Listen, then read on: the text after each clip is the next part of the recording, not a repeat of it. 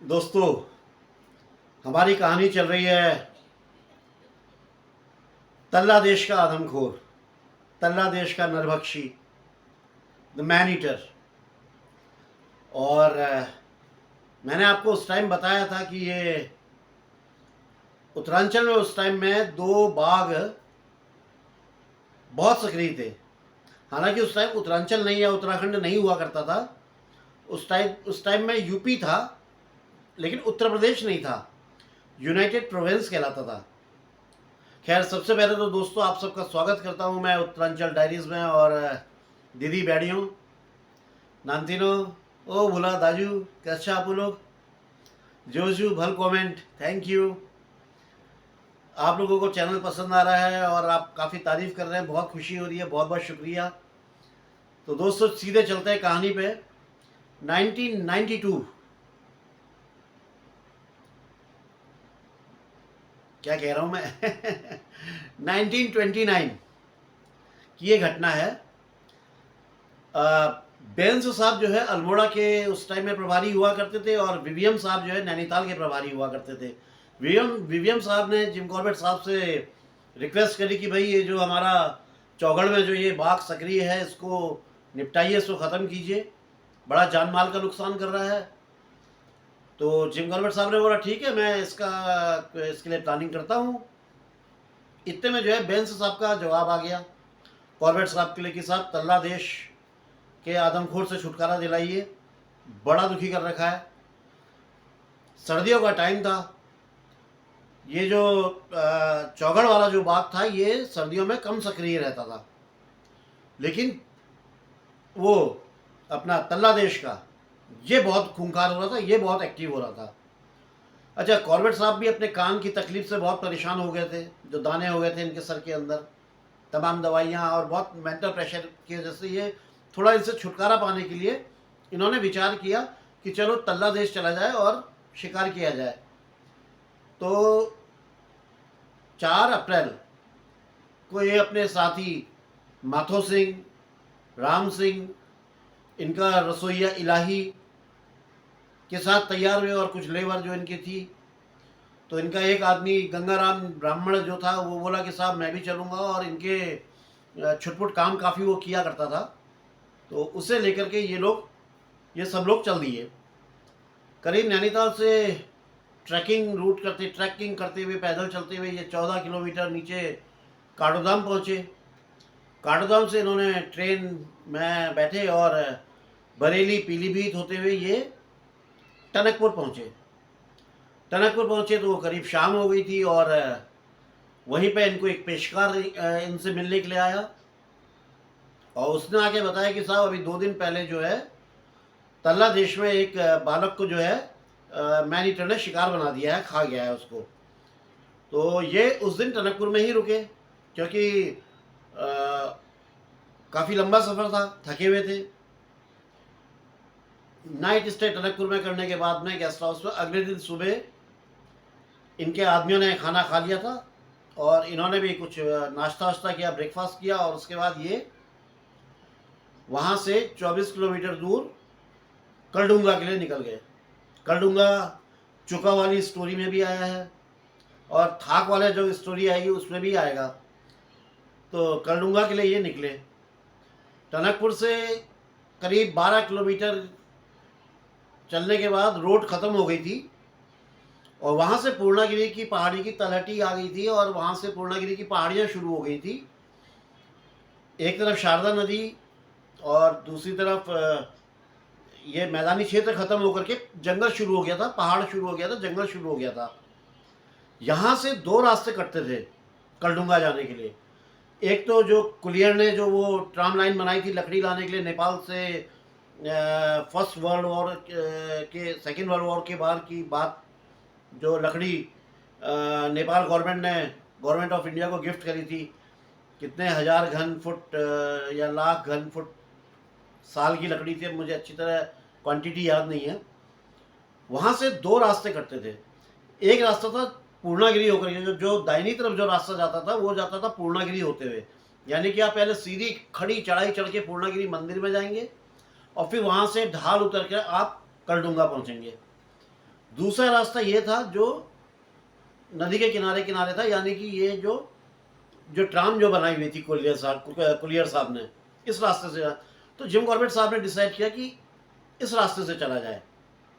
तो नदी के किनारे किनारे किनारे किनारे इन लोग चलने लगे। करीब 4 किलोमीटर की सकरा एरिया था जहाँ से ये निकल रहे थे, और ये वही जगह थी जहाँ पे ट्राम लाइन बिछी हुई थी। और ट्राम लाइन तो क्योंकि महाकाली में बाढ़ आई होगी, शारदा में बाढ़ आई होगी, तो वो ट्राम तो बिल्कुल टूट टाट करके बह गई थी। लेकिन जो विस्फोट उस टाइम किए गए थे, उस विस्फोट के कारण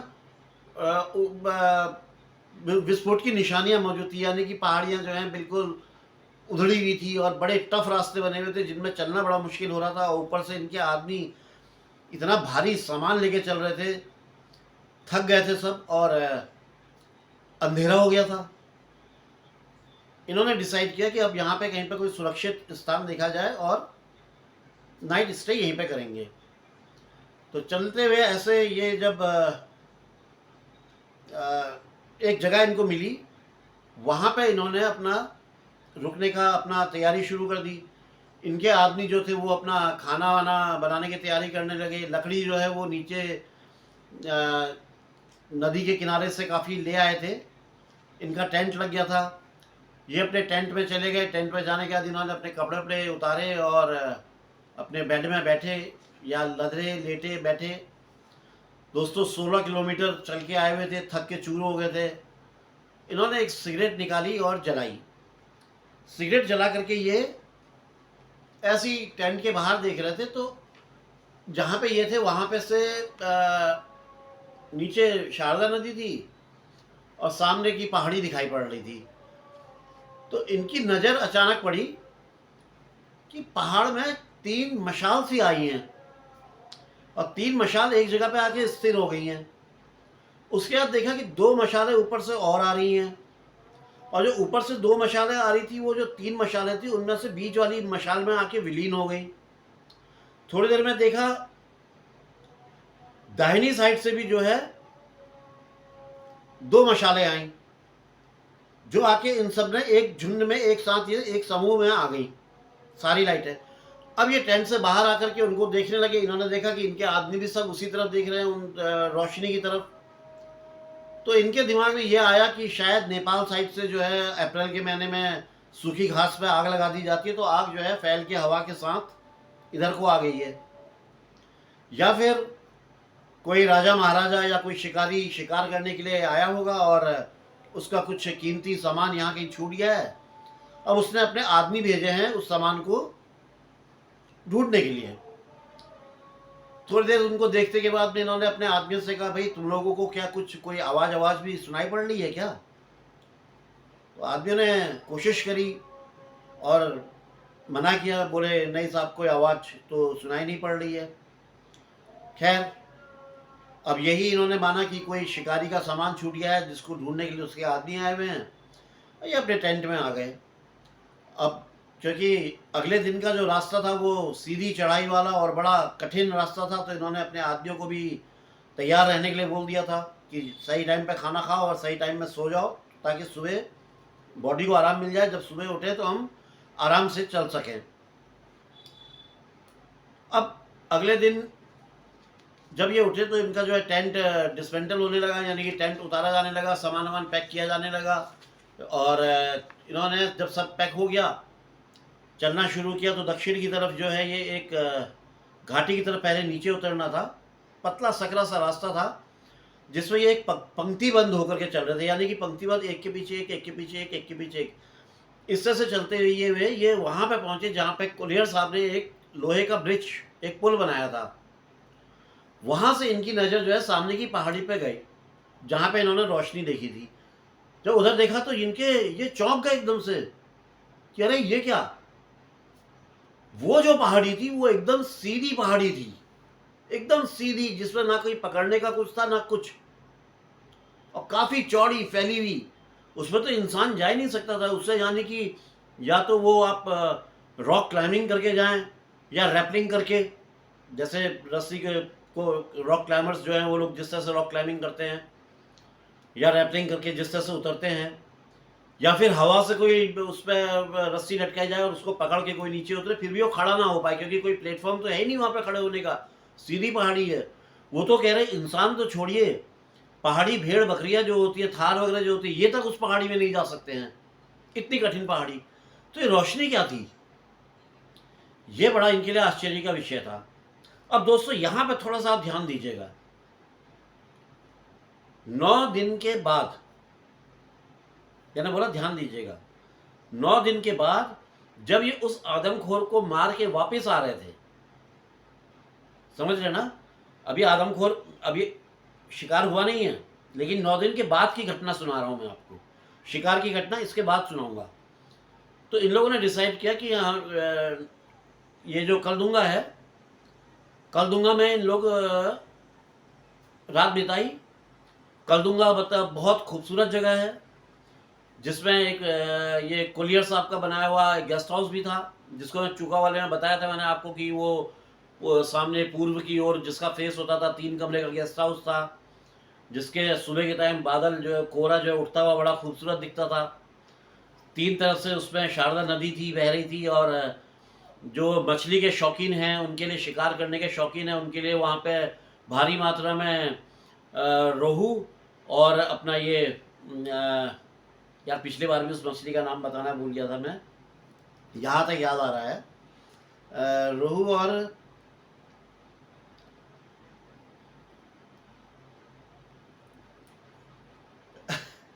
भूल गया उस मछली का नाम यार मैं, वो हमेशा पता नहीं क्यों, महाशीर, रोहू और महाशीर के लिए बहुत फेमस है। और महाशीर बहुत टेस्टी फिश मानी जाती है और बड़ी होती है, खाने में बहुत स्वादिष्ट होती है, ऐसा जो मछली खाने के लोग हैं वो बताते हैं। और दूसरी तरफ जो है इतना घना जंगल है जहाँ पे बाघ, हिरन और कई तरह के जानवर आपको शिकार के लिए मिल जाते हैं। तो शिकारियों के लिए भी, नेचर वालों के लिए भी और फिशिंग वालों के लिए भी, सबके लिए सबसे आइडियल लोकेशन कलडुंगा है। तो अगले दिन कलडुंगा से जब निकले टनकपुर जाने के लिए, तो वही रास्ते आना था, या तो आप बरमदेव होकर के जाएं या फिर आप जो है पूर्णागिरी होके जाएं। तो इन्होंने डिसाइड किया कि बरमदेव होके जाएंगे। लेकिन जो गंगाराम जी थे, गंगाराम जी ने बोला कि साहब ऐसा है, मैं यहाँ तक आया हूँ तो मैं माता के दर्शन करते हुए और माता को धन्यवाद बोलते हुए ही आऊँगा नीचे, आपको टनकपुर में मिलूँगा। तो जिम कॉर्बेट ने बोला ठीक है, तुम चले जाओ, दर्शन कर लो, और हाँ, ये पता करके आना कि उस दिन जो हमने रोशनी देखी थी वो क्या थी, उसका रहस्य क्या है। तो गंगाराम उनसे परमिशन लेके अपना निकल गए, वो पूर्णागिरी की चढ़ाई चढ़ने लगे, और ये अपना वो कुलियर की जो ट्राम वाला जो रास्ता था, शारदा के किनारे सकरा सा जो रास्ता था, अपने आदमियों के साथ उस रास्ते से ब्रह्मदेव और ब्रह्मदेव से टनकपुर आ गए। यानी कि 24 किलोमीटर का, कलदुंगा से लेकर टनकपुर का 24 किलोमीटर का सफ़र। और यहाँ ये पूर्णागिरी मंदिर गए। पूर्णागिरी मंदिर जाते हुए इन्होंने देखा कि नीचे 2 मंदिर और बने हुए हैं। तो पूछने में पता चला कि भाई जो है ऐसा है कि ये जो ऊपर मंदिर है, इस मंदिर की जो मेन मंदिर जो टॉप में है पहाड़ी के, इसकी पूजा सिर्फ सुबह से लेकर दोपहर तक होती है, यानी कि 12-1 बजे तक होती है। उसके बाद माता का सख्त आदेश है कि उसके बाद कोई भी इंसान यहाँ पे ना रहे और कोई ना ऊपर आए। तो जो लोग आते हैं भक्तगण, उन लोगों को यही नीचे के मंदिरों में उनके दर्शन करा दिए जाते हैं, उनकी पूजा वगैरह यहीं पे संपन्न करा दी जाती है। और यहाँ तक आने का भी रास्ता बड़ा दुर्गम है, कई तो यहाँ तक पहुँच ही नहीं पाते हैं, अंधे हो जाते हैं, गिर जाते हैं, खाई में गिर जाते हैं, ख़त्म हो जाते हैं। ऊपर जाना तो और कठिन है। और मुझे भी याद है बचपन में जब कोई पूर्णागिरी की बात होती थी, तो यही बताया जाता था कि वो घास को पकड़ पकड़ के जाया जाता है ऊपर, और वहाँ पे अपनी मन्नत वगैरह मानने के बाद में जब नीचे को आते हैं तो घास पे गांठ बांध दी जाती है, और फिर जब मन्नत पूरी हो जाए तो फिर दोबारा जाके उस गांठ को खोलना होता है। ये जो आप लोग उत्तरांचल के जो लोग हैं, उत्तराखंड के लोग हैं, जो खासतौर पे पिथौरागढ़, टनकपुर, चंपावत, लोहाघाट, अल्मोड़ा इस साइड के जो पूर्णागिरी के बारे में जानते हैं, उन्हें पुराने पूर्णागिरी के बारे में पता होगा कैसे था। अब तो रास्ता है, पहले रास्ता नहीं था। खैर वो टनकपुर पहुंचे, तो जब ये गंगाराम जी तो सुबह सुबह निकल गए थे, तो ये तो अकेले थे और कोई ऐसा भारी सामान नहीं था इनके पास। ये ऊपर मंदिर में पहुंच गए। ऊपर मंदिर में पहुंच के इन्होंने अपनी पूजा वूजा करी और पंडित जी से उस घटना के बारे में पूछा जो उन्होंने उस दिन देखी थी। तो पंडित जी ने इनको देखा और बड़े गौर से बोले, अच्छा और किस किस ने देखा? तो इन्होंने बताया कि भाई कारपेट साहब थे हमारे साथ और ये थे वो थे। तो वो बड़ा ताज्जुब हुआ। उसने बोला, अरे आप लोग तो बड़े किस्मत वाले हैं, क्योंकि वो जो रोशनी है वो तो बड़े कुछ खास ओकेजन्स में ही दिखाई पड़ती है और सबको नहीं दिखती है। तो उन्होंने बोला, इसका कारण क्या है? तो उन्होंने बताया कि जैसा मैंने आपको बताया कि दोपहर के बाद में कोई ऊपर नहीं आ सकता है मंदिर में, लेकिन एक साधु थोड़ा जिद्दी किस्म का था और अपने आप को माता के बराबर का स्थान अपना बनाना चाहता था, जो चाहता था कि मेरी भी पूजा वैसी हो जैसे माता की होती है, यानी कि एक तरह से वो खुद एक भगवान बनना चाहता था। वो जो है सबके नीचे आने के बाद उसने ऊपर जाना शुरू कर दिया। जब ऊपर पहुंचा, थोड़ा अंधेरा अंधेरा सा था, तो माता बहुत रुष्ट हुई, माता बहुत नाराज हो गई।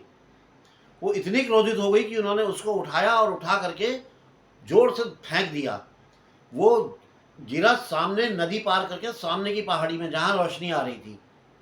और माता का आदेश हो गया कि इस आत्मा, क्योंकि उतनी दूर से वहां छटक के जो गिरेगा वो जिंदा क्या बचेगा, कि इस आत्मा को इस एक क्षेत्र में आने का अधिकार नहीं है, ये इस क्षेत्र में नहीं आ सकती है, ये वहीं रहेगी। तो वो तब से जो है अपना पूजा करता है, माता को प्रसन्न करने के लिए अपना दिया वगैरह जलाता है। जो करीब जो उजाला जो होता है वो करीब 2 वर्ग की रोशनी होती है और वो स्थिर रहती है, वो हवा से हिलती नहीं है। दूर से देखने में कई बार लालटेन का सा आभास होता है, लेकिन लालटेन भी नहीं है। हवा से उसकी लौ यूं यूं यूं नहीं होती है, बस स्थिर रहती है वो लाइट, वो जो रोशनी है। तो वो जो है वो उसकी पूजा वगैरह चल रही होती है माता को प्रसन्न करने के लिए, और बड़े कम ओकेजन्स में वो दिखाई पड़ती है। और आपके जो कारपेट साहब हैं, ये तो बहुत भाग्यशाली हैं जो उनको ये रोशनी दिखाई पड़ी। ये सब कथा था सुन के अपनी पूजा करके गंगा राम जी टनकपुर आ गए। टनकपुर में रेलवे स्टेशन में कॉर्बेट साहब जो है बैठे हुए रेल का, अपनी ट्रेन का इंतजार कर रहे थे। गंगाराम आके मिले और इन्होंने आकर के पूरी कहानी सुनाई। तो कॉर्बेट साहब ने एक आर्टिकल लिखा इस पर, और इसको लिख के अखबार पे छपवा दिया। जब अखबार में छपा तो ऑब्वियसली सारे अंग्रेजों में और सारे हिंदुस्तान में खबर फैली। तो इनके पास से तरह तरह के मैसेज आने लगे, वो रोशनी किस तरह की थी, क्या वो कोई मशाल थी, वो एक जगह से इधर चल सकती थी, उधर जा सकती थी, या खड़ी रह रही थी, क्या थी, कई तरह के प्रश्न। और जिनके जवाब कुछ थे ही नहीं। कुछ दिनों के बाद में जो रावल, पूर्णागिरी के जो मुख्य पुजारी थे, वो नैनीताल आए और कॉर्बेट साहब से आके मिले। उनको धन्यवाद बोला कि उन्होंने तल्ला देश का जो है बाघ का शिकार कर दिया है, और साथ ही उनको बधाई दी कि आपने उस दिव्य रोशनी ने के दर्शन आपको हुए। तो ये अपने आप में एक बहुत बड़ा चमत्कार है। तो कॉर्बेट साहब ने बताया कि लेकिन उसमें तो इतने कंट्रोवर्सी हो रही है, इतने सवाल पूछे जा रहे हैं। उन्होंने बोला, पंडित जी ने बोला, छोड़ दो उन सवालों को, उन सवालों की कोई वैल्यू ही नहीं है, क्योंकि वो तो खुद आपने भी देखा है। तो जिम कॉर्बेट साहब बोले, हाँ भाई बात तो सही है, ये बात बिल्कुल सही कह रहे हैं, क्योंकि जिस चीज़ को मैंने खुद प्रत्यक्ष अपनी आंखों से देखा है उसमें तो किसी तरह का कोई प्रश्न उठने का सवाल ही पैदा नहीं उठता है। खैर, पंडित जी अपना जो है चले गए वापस। करीब 1 साल के बाद में इनके पास में मैसेज आया हैली साहब का, जो उस सर मालकम हैली, जो बाद में लॉर्ड हैली बन गए थे, उस टाइम में वो यूपी के गवर्नर थे। दोस्तों, यूपी उस टाइम भी था, लेकिन उत्तराखंड उत्तर प्रदेश को मिला के बना वाला यूपी नहीं, या जो आज की तारीख में यूपी है ये नहीं। उस टाइम में यूनाइटेड प्रोविंस था यूपी। तो यूपी के गवर्नर थे और उन्होंने कॉर्बेट साहब को बुलवाया कि चलिए आइए फिशिंग करी जाए, मछली मारी जाए, कलडुंगा की तरफ चला जाए। तो जिम कॉर्बेट साहब गए और सरनिया करके उनकी नाव थी, जिसपे जो किसी जीव के खाल को फुला के कुछ इस तरह से बनाई गई थी, जो बड़ी हल्की थी और बड़ी थी, जिसको 7-8 आदमी बड़े आसानी से चला रहे थे। तो ऐसी फिशिंग करते करते जो है हैली साहब ने पूछा। अच्छा, हैली साहब के बारे में एक चीज़ और बता दूं कि जो उत्तर प्रदेश का जो पहला नेशनल पार्क बना था, वो हैली साहब के नाम पे ही बना था, जो रामनगर में डिस्ट्रिक्ट नैनीताल उत्तरांचल में है, जिसको आज जिम कॉर्बेट नेशनल पार्क बोलते हैं। तो ये पहले हैली साहब के नाम पे था। आज़ादी के बाद 1947 के बाद इसका नाम बदल के जिम कॉर्बेट नेशनल पार्क रखा गया। तो ये फिशिंग करते हुए अपना बातें करते हुए जा रहे थे। उन्होंने बोला, हाँ भाई कॉर्बेट, हमें बताओ तुमने वो रोशनी कहाँ पे देखी थी? तो उसने कहा जरूर साहब, और उसने नाव वालों को, जिम कॉर्बेट साहब ने नाव वालों को जो है रास्ता बताना शुरू किया, भाई ऐसे ऐसे चलो चलो। और वो नाव वाले बड़े दक्ष थे जो नाव चला रहे थे, और वो लेकर के उस जगह पे पहुँचे जहाँ पे कॉर्बेट साहब ने रात बिताई थी, उस रेतीली एरिया के पास में। नाव को किनारे लगाने के लिए बोला। उस रेत के मैदान के साइड में जब नाव लगी तो दिखाया साहब कि वो देखिए, वो जो सामने आप देख रहे हैं पहाड़ी, इस पहाड़ी पे मैंने रोशनी देखी। तो उन्होंने बोला कि हैली साहब ने कि अच्छा ये लोगों से पूछो, ये तो लोकल है, इनको पूछो। तो कॉर्बेट साहब ने पूछा उनसे, भाई तुम अपने बारे में बताओ, तुमने ऐसा कुछ देखा? बोले साहब हम लोग तो यहाँ के हैं नहीं, हम लोग तो कांगड़ा से आए हैं, हमारे 18-20 आदमियों की टीम है, हमारे 18-20 आदमियों की टीम है जो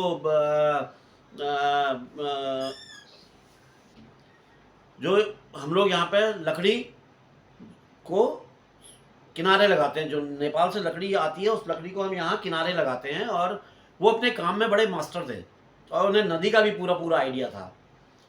तो वो उनसे पूछा कि भाई तुमने क्या कोई ऐसी रोशनी देखी? तो बोले नहीं साहब, हमने तो नहीं देखी। तो हैली साहब ने बोला, लो हो गया फैसला।